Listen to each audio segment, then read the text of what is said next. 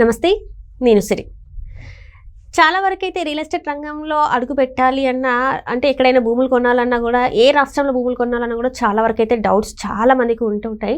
అయితే ఇప్పుడు ఏంటంటే, అక్కడ అమెరికాలో చూస్తున్నట్టయితే ట్రంప్ గారు గెలవడం జరిగింది. అక్కడ ట్రంప్ గెలవడం వల్ల ఇక్కడ ఏపీలో మరి రియల్ ఎస్టేట్ రంగం ఎలా ఉండబోతుంది? ఆల్రెడీ ఏపీలో రియల్ ఎస్టేట్ రంగం కొంచెం అంటే అక్కడ సరైన రేట్లు లేక కొంచెం డీలా పడ్డట్టు అనిపిస్తుంది. మరి అక్కడ ట్రంప్ గెలవడం వల్ల ఇక్కడ మరి పెట్టుబడిదారులు రావడం వల్ల రియల్ ఎస్టేట్ రంగం పుంజుకునే అవకాశం ఉందా లేదా అనే అంశాన్ని మనకి తెలియజేయడానికి మనతో పాటు ఉన్నారు.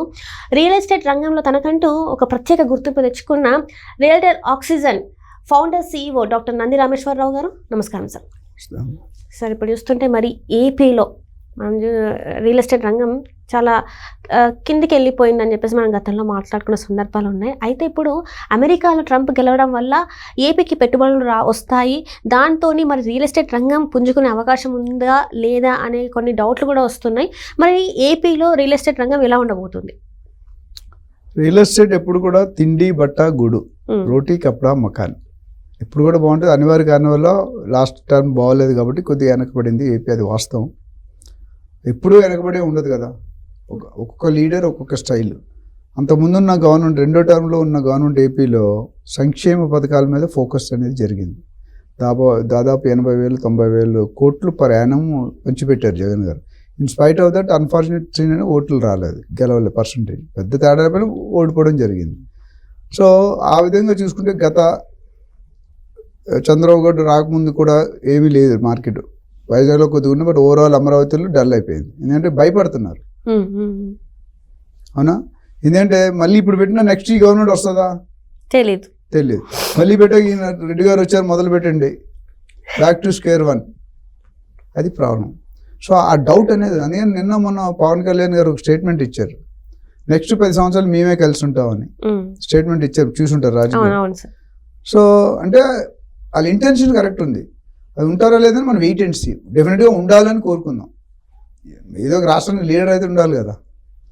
సో ఆ విధంగా వీళ్ళు పనులు చేస్తే పవన్ కళ్యాణ్ ఇంకో మాట, డిప్యూటీ సీఎం అవగానే ఆయన ఏమనంటే, మీరు రాజకీయ నాయకులు మంత్రులు కాదు, మాకు రెస్పాన్సిబిలిటీ బాధ్యత పెరిగింది, అకౌంటబిలిటీ పెరిగింది.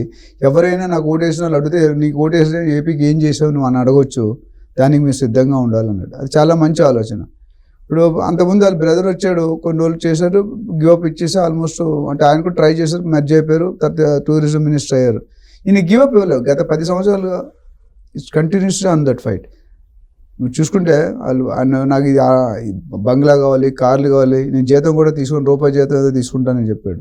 సో పబ్లిక్ చేయాలని తాపత్రయం అయితే కనిపిస్తుంది. సో ట్రంప్ గారు ఏంటంటే రికార్డ్ బ్రేక్ చేశాడు. ట్రంప్ కూడా ఎట్లా, అందరూ 2 సార్లు కంటిన్యూగా ఉన్నారు ప్రెసిడెంట్గా, ఈయన మాత్రం ఓడిపోయి మళ్ళీ గెలిచాడు. 67 నుండి 72 వరకు ఉన్నాడు, 72 నుండి 77 వరకు ఎంతో తగ్గిపోయాడు, మళ్ళీ ఇప్పుడు 77లో స్టార్ట్ అయ్యాడు. సో ఈయన రిపబ్లికన్, ఓడిపోయిన వాళ్ళు డెమోక్రటిక్. లాస్ట్ టైం డెమోక్రటిక్ ఉండే, ఈసారి అంతకుముందు మళ్ళీ రిపబ్లిక్. సో మారుతూ ఉంటాయి. సో రిపబ్లికన్ తాలూకా యాక్టివిటీస్ వేరేగా ఉంటాయి. ఇంకా ఎస్పెషల్లీ ట్రంప్ గారు అయితే మాత్రం డెఫినెట్గా అమెరికాకి ఫస్ట్ ప్రియారిటీ ప్రాధాన్యత ఇస్తారు. ఇప్పుడు టాక్ ఏంటంటే, ఇల్లీగల్గా చాలా మంది అమెరికాలోకి ఎంటర్ అయిపోతున్నారు. అది చాలా కష్టం. సో ఎంటర్ అయినప్పుడు ఏమవుతుంది, వాళ్ళకి అవకాశాలు తగ్గిపోతాయి. Local, non local, national, international. AP Telangana కూడా గొడవ నడుస్తుంది ఆల్రెడీ. మన స్టూడెంట్ కూడా ఏదో ధర్నా చేశారు.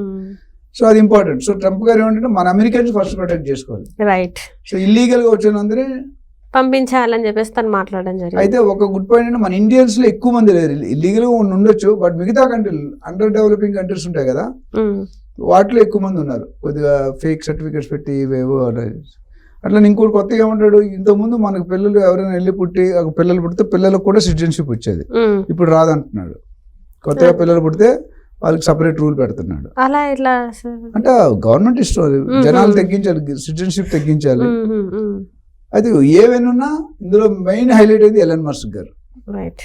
ఎలాన్ మస్క్ పట్టిందల్లా బంగారమే. ఆయన ఏదనుకుంటే బంగారం. నెవర్ గివ్ అప్ యాటిట్యూడ్, ఆయన నెంబర్ 1 వస్తాడు. బికాజ్ మిగతా వాళ్ళు కూడా ఉన్నారు. ఆయన 10 సంవత్సరాలు ఏదైనా ప్లాన్ చేస్తే 1 yearలో ఎగ్జిక్యూట్ చేస్తాడు. అందుకని ఈరోజు భూమి నుండి స్పేస్ దాకా అన్నీ ఉన్నాయి ఆయనకి. SpaceX అనే కంపెనీ పెట్టి, అవును సార్, అది రివర్స్ లాంచింగ్ ఏదైతే ఉందో ఆ రాకెట్ వచ్చేసి మళ్ళీ పడిపోయి ఫెయిల్ అయింది, అందరూ నవ్వారు. నువ్వు చెప్పాము ఒకసారి 2 సార్లు ఫెయిల్ అయ్యారు, కానీ ఇప్పుడు సక్సెస్ అయ్యారు కదా. ఇప్పుడు సక్సెస్ అయ్యారు కదా. అదేవిధంగా టెస్లా కార్ కంపెనీ, మా కజిన్ పనిచేస్తారు, బ్రదర్ అవుతాడు నా వరుసకి, మా పిన్ని గారు కొడుకు. ఆయన టెస్లాలో చేస్తాడు. ఇంతకుముందు గూగుల్లో ఉండేవాడు, టెస్లాకి వెళ్ళాడు. సో టెస్లా తాలూకా టెస్లా అంటేనే ఒక బ్రాండ్. మనకి ఇక్కడ టాటా, గోద్రేజ్ ఎలా ఉన్నాయో అది ఒక బ్రాండ్. సో కార్లు డ్రైవర్ లేకుండా కార్లు నడుస్తాయి ఆటోమేటిక్. సో అదేవిధంగా ఎలన్ మస్క్ ట్విట్టర్లో బాగా అడ్వర్టైజ్, ట్రంప్ గారు గెలవడానికి ఈయన మెయిన్ రీజన్. ఫ్రీ హ్యాండ్ ఇచ్చేసారని చెప్పేసి కూడా ఫ్రీ హ్యాండ్ అంటే మొత్తం అడ్వర్టైజ్ చేసి పెట్టేశాడు. ట్విట్టర్ టేక్ ఓవర్ చేశాడు. టేక్ ఓవర్ చేశాక ఈయన గురించి మొత్తం టైం అంత బిజీ మ్యాన్ కూడా, ఆయన ప్రతి నిమిషం కూడా లక్షల కోట్లు వస్తుంటాయి, ప్రతి నిమిషం 1000 కోట్లు 100 కోట్లు. అలాంటప్పుడు ఈ టైం పెట్టుకొని కేటాయించి అడ్వర్టైజ్ చేశాడు. దానికి ఫలితంగా ఆయన క్యాబినెట్లోనే పొజిషన్ వచ్చేసింది. ఈయనకు వచ్చింది వివేక రామస్వామి అని ఉంది, డైరెక్టర్ ఆఫ్ గవర్నమెంట్ ఎఫిషియన్సీ. అంటే గవర్నమెంట్ తాలూకా విధి విధానాలు, పాలసీలు, రూల్స్ దగ్గర కరెక్ట్గా ఉన్నాయా లేదా అని అబ్జర్వ్, మన స్టేట్కి పొలిటికల్ అబ్జర్వర్ అని వస్తారు సెంట్రల్ గవర్నమెంట్. అంబికా సోని, నవాబ్, గులాం నబీ ఆజాద్, ఇదంతా చాలామంది ఉన్నారు. సో అట్లా వీళ్ళు పెట్టి మంచి పొజిషన్స్ ఇచ్చాడు. ఆయన వివేక్ రామస్వామి ఇండియన్, ఇద్దరికి మంచి పొజిషన్ ఇచ్చి మంచి పదవి ఇచ్చాడు. అంటే ఇంక ఈయన చెప్పి ఇప్పుడు చంద్రబాబు నాయుడు గారు, బీజేపీ నరేంద్ర మోడీ గారికి ఏం చెప్తే వింటా. ఇప్పుడు ఎలన్ మస్క్ కూడా ఆ పొజిషన్, అంటే ప్రైవేట్లో ఉంటేనే దున్నుతున్నాడు, గవర్నమెంట్లో ఉంటే ఇంకెంత దున్నుతాడు అనేది. But you have to really appreciate. So ఓవరాల్గా మన లోకేష్ గారు యూఎస్ ట్రిప్ వెళ్ళినప్పుడు కూడా ఒరాకిల్, మైక్రోసాఫ్ట్, ఈక్వినిక్స్, టెస్లా, పెద్ద పెద్ద కంపెనీలు అన్నీ కలిశారు. దాదాపు 60-65 వేల కోట్ల దాకా డిస్కషన్ జరిగినాయి, సానుకూలంగా ఉన్నారు పెట్టడానికి అన్నారు. టెస్లా కూడా రావడానికి ట్రై చేస్తుంది, ఇన్వైట్ చేశారు. సో ఎంతవరకు సాధ్యం అవుతుంది, we have to wait and watch. But it's good sign.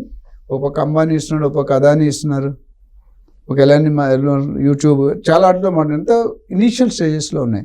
ఇదైనా మెటీరియలైజ్ అయితే 10 లక్షలు 20 లక్షలు ఎంప్లాయ్మెంట్ క్రియేట్ అవుతుంది. ఏపీకి ఇప్పుడున్న మేజర్ ప్రాబ్లం అంటే ఏమీ లేదు చెప్పుకోవడానికి, చూపించుకోవడానికి ఏం లేదు, చెప్పుకోవడానికి ఏం లేదు. దానివల్ల కొద్దిగా వెనకబడి ఉన్నారు. ఇప్పుడు కొద్ది సెటిల్ అవుతున్నారు. అదేంటది బుడమేరు, దాంతో లడ్డు, ఈ విషయాలే కొన్ని ఉన్నాయి. స్లోగా సెటిల్ అవుతున్నారు, టైం తీసుకుంటున్నారు. క్రికెట్లో ఒకసారి వెళ్తే టైం తీసుకొని ఆడతారు, కొంత సెట్ అవుతున్నారు. డెఫినెట్గా ఆయన చేస్తారని అనుకుందాం. నేను కూడా వైజాగ్లో పుట్టాను. ఆంధ్ర అంటే నాకు అంతే ఇష్టం, తెలంగాణ అంతే ఇష్టం, ఆంధ్ర కూడా అంతే ఇష్టం. 2 తెలుగు రాష్ట్రాలు కూడా బాగా డెవలప్ అవ్వాలి. ఈ విధంగా చూసుకుంటే ఫండింగ్ వస్తుంది. దాదాపు అదానీ, అంబానీ, యూఎస్ ట్రిప్ కలిపి దాదాపు సుమారు 2 లక్షల కోట్లు ఒప్పందాలు జరిగినాయి. అవి అయితే ఎప్పుడు వస్తాయి ఫిజికల్గా? రింగ్ రోడ్ కూడా వాళ్ళు కడతానంటున్నారు ప్రైవేట్ కంపెనీ.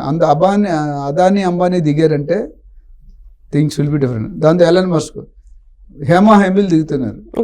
దిగితే ఇంకా తిరగలేదు. సో డెఫినెట్గా రియల్ ఎస్టేట్ ఇంప్రూవ్ అవుతుందని ఆశిస్తూ క్లోజ్ చేద్దాం.